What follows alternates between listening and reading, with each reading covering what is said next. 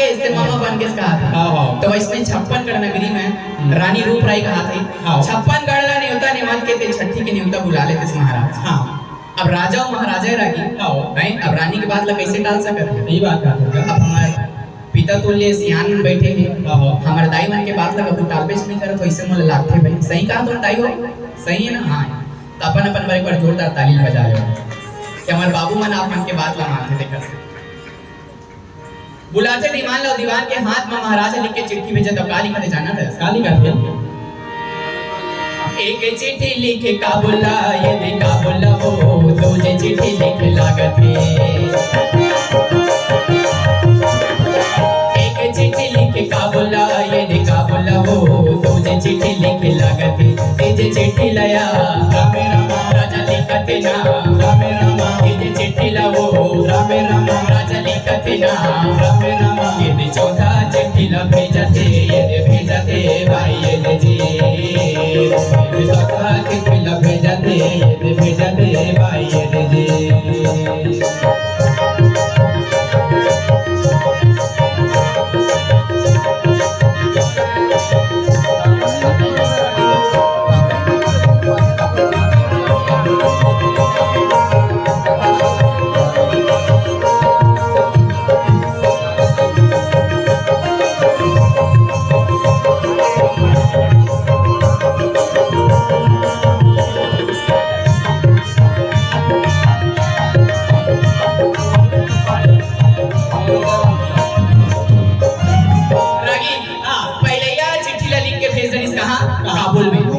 और दूसरैया चिट्ठी लिखेंगे फिर तैयारी चले। तीसरैया चिट्ठी लिख के भेजनी बोला।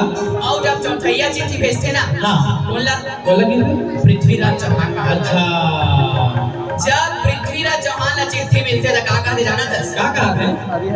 अच्छा, गढ़ उज्जैन में लड़का जन्मे लड़का जन्म हुए ओकरे ये चिट्ठी आएगा है ना।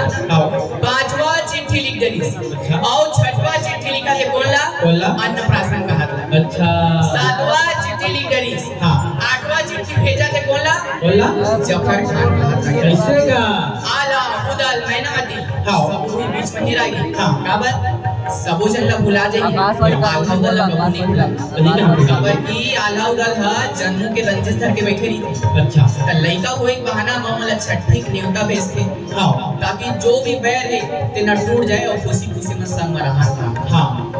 आओ 56गढ़ नगरी में जब छठी के न्योता पहुंचते रही 56गढ़ नगरी के मन छठी के न्योता पहुंचा के पहुंचा दे कहां?